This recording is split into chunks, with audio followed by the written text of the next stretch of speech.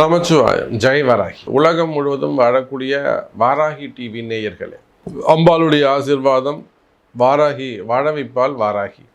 முக்கியமான ஒரு தலைப்பு என்னன்னு கேட்டிங்கன்னா, அடுத்த ஒரு வருஷம், இப்போ நமக்கு புது வருஷம் பிறந்திருக்கு, சித்திரை வருஷம், பராபவ வருடம் தமிழ் வருஷம் பிறந்திருக்கு.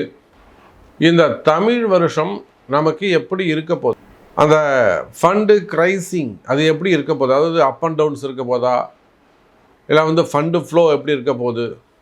நிறைய இன்வெஸ்டர்ஸ் கோல்டில் போட்டிருப்பாங்க, சில்வரில் போட்டிருப்பாங்க, ஷேரில் போட்டிருப்பாங்க, ஸ்டாக்கில் போட்டிருப்பாங்க, ட்ரேடிங்கில் போட்டிருப்பாங்க, இது போக பிஸ்னஸில் போட்டிருப்பாங்க. நிறைய பிஸ்னஸ் இருக்குது. எக்ஸ்போர்ட் இம்போர்ட்லேருந்து, டிரான்ஸ்போர்ட்டேஷன்லேருந்து, ஹார்பர்லேருந்து, கண்ணுக்கு தெரியாமல் நிறைய இன்வெஸ்டிங் இருக்குது.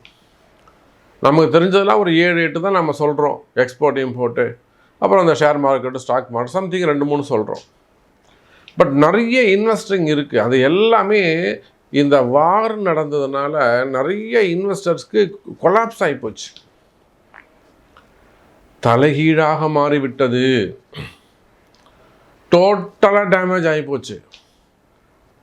பெரிய பெரிய கம்பெனிகள் எல்லாம், தொழில் நிறுவனங்கள் எல்லாம் ஸ்தம்பிச்சு போய் நிற்குது, அப்படி ஸ்டக்காகி போய் நிற்குது. எனக்கு தெரிஞ்சு கிரக சூழ்நிலை அவ்வளோ ஒரு ஸ்ட்ரகிளிங்காக ஒரு பெரிய மாற்றத்தை ஏற்படுத்த என்னைக்கு இந்த வார் முடியும் அப்படின்னு எதிர்பார்க்க வேண்டிய சூழ்நிலையில் இருக்குது.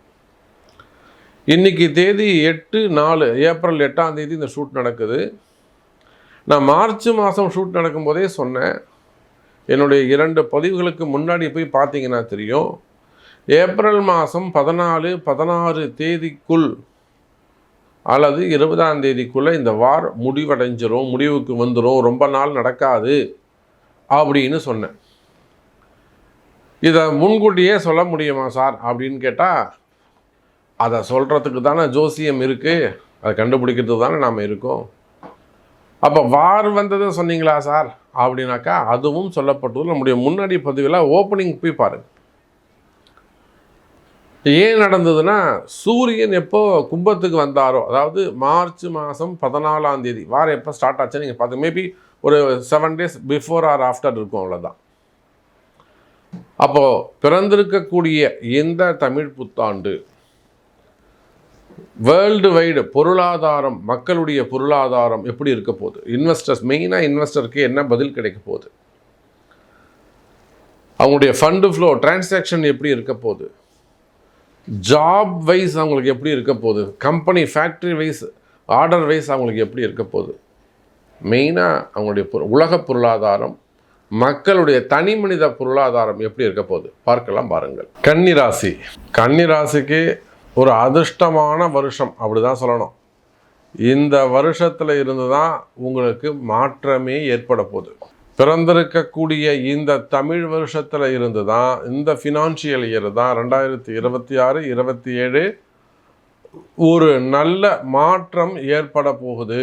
நீங்கள் இத்தனை நாளாக, இத்தனை வருஷமாக, ஒரு 4 இயர்ஸாக 5 இயர்ஸாக 2021 இருந்து என்னெல்லாம் நீங்கள் மாற்றங்கள், இப்படிலாம் நம்ம வாழணும், இப்படிலாம் நம்ம ஜெயிக்கணும், இதெல்லாம் நம்ம பிஸ்னஸ் பண்ணணும், இது நம்ம டார்கெட், இது நம்ம அமௌண்ட்டு, இப்படிலாம் நீங்கள் ஒரு அளவுகோல் வச்சு என்னெல்லாம் நீங்கள் முயற்சி செய்தீர்களோ, பிளான் பண்ணீங்களோ, உங்கள் திட்டங்கள் அனைத்தும் ஜெயிக்கக்கூடிய வருடம் இதுதான் இந்த 2026-27க்கான டார்கெட்.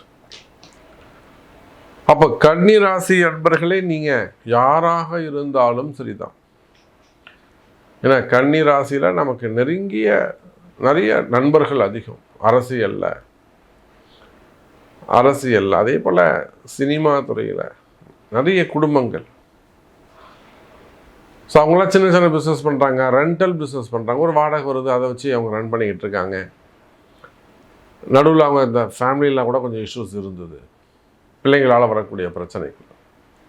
அப்போது கன்னிராசி என்பர்களே, வேர்ல்டு வைடு உலகம் முழுவதும் நீங்கள் எங்கே இருந்தாலும் சரிதான், ஸ்பெசிஃபிக்காக குறிப்பாக ஜாபுக்கு போகக்கூடியவங்க, ஒரு மிடில் கிளாஸ் அந்த லைஃப்பை வாழக்கூடியவங்க, கமிட்மெண்ட்டில் இருக்கக்கூடியவங்க, வெளிநாடுகளில் இருப்பாங்க, அமெரிக்காவில் இருப்பாங்க, அல்லது வந்து எமிரேட்ஸில் இருப்பாங்க, ஜப்பானில் இருப்பாங்க, ஜெர்மனில் இருப்பாங்க, ரஷ்யாவில் இருப்பாங்க, கனடாவில் இருப்பாங்க, அந்த சவுத் ஆஃப்ரிக்கா போன்ற கண்ட்ரியில் இருப்பாங்க, நமக்கு காண்டினென்ட்டில் இருப்பாங்க. நமக்கு வரக்கூடிய கால்ஸை வச்சு சொல்கிறேன். இப்போ நிறைய ஃபோன் கால்ஸ் அமெரிக்காவிலேருந்து வருது. அப்போ அவங்க எவ்வளோ ட்ரபுளில் இருக்காங்கன்னு நீங்கள் பாருங்கள். பேர் தான் வெளிநாட்டில் இருக்கும், பேர் தான் அமெரிக்காவில் இருக்கும். ஆனால் அங்கே இந்த ஃபினான்ஷியல் கிரைசிஸ் வந்து ரொம்ப டேமேஜ் ஆகிருக்கு. புரியுதா? இந்த ஃபினான்ஷியல் கிரைசிஸ் வந்து ரொம்ப டேமேஜ் ஆகிருக்கு. அப்போ அந்த நாட்டுடைய பொருளாதாரம் ட்ரம்ப்பால் நிறைய மிஸ்டேக்கு. இன்னும் வாயை விட்டு வெளியில் பேச முடியல அவங்களால. அரசாங்கத்தை பற்றி அந்த அளவுக்கு போட்டு அமுக்கி வச்சுருக்காங்க. நாமெல்லாம் எவ்வளோ பரவாயில்ல. அப்போது கன்னி ராசி என்பர்களே, நீங்கள் உள்நாட்டில் இருந்தாலும் சரிதான், வெளிநாட்டில் இருந்தாலும் சரிதான், மெயினாக ஜாபுக்கு போகக்கூடியவங்க ஒரு மாதம் ஒரு 2 லட்ச ரூபா இல்லை 4 லட்ச ரூபா வருமானம், மாதம் ஒரு 50,000 ரூபா வருமானம் கூட வச்சுக்கோங்க, 30,000 ரூபா வருமானம் அப்படி வச்சுக்கோங்க. அவங்க ஸ்டேஜுக்கு ஏற்ற மாதிரி இவ்வளோ கடன் இருக்கணும், இவ்வளோ இஎம்ஐ கட்டணும், கார் லோன் கட்டணும், பசங்களை படிக்க வைக்கணும், ஊருக்கு அனுப்பணும், இது போக நமக்கு ஒன்றுமே இருக்காது, 0 தான். அப்போ இந்த ஃபினான்ஷியல் இயர் இதெல்லாம் நம்ம கட்டி முடிச்சுருவோமா?